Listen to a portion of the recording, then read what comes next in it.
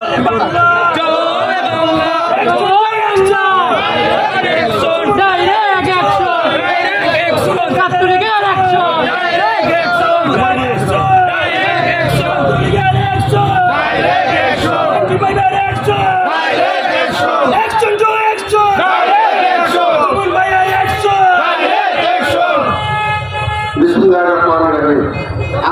95 পেজের মানববন্ধনের উপস্থিত সম্মানিত সভাপতি, উপস্থিত আগত ছাত্রলীগ এবং বিভিন্ন নেতাকর্মী এবং জুনাগড়ের সাধারণ জনগণ, সবাইকে আমি আন্তরিক ধন্যবাদ জানাই। আপনারা আজকে এখানে মানববন্ধন করতে যাচ্ছেন।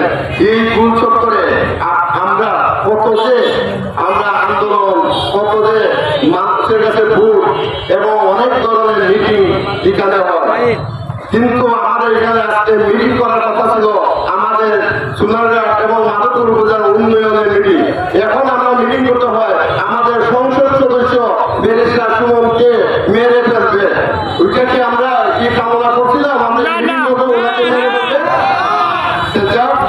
ওনাকে মেরে ফেলবে ভালো কথা। উনি কি অন্যায় করছেন?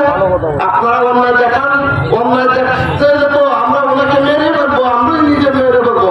ওনার তো কোনো অন্যায় দেখি না। উনি কি অন্যায়টা করছে আপনারা মেরে ফেলবেন?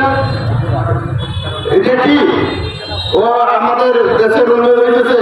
যত ঘুষখোর এবং এই দুর্নীতিখোর ওদেরকে আমাদের ব্যারিস্টার সুমন একটার পরে ওই বলে না পদে পাইয়ের মধ্যে মারা আমরা খালি বইতে পার উনি এদেরকে সাফাই করতেছে, এই জন্য ওনাকে মেরে করবেন। ওটা কি ওনার অন্যায়? ওনার অন্যায় হয়ে যদি থাকেন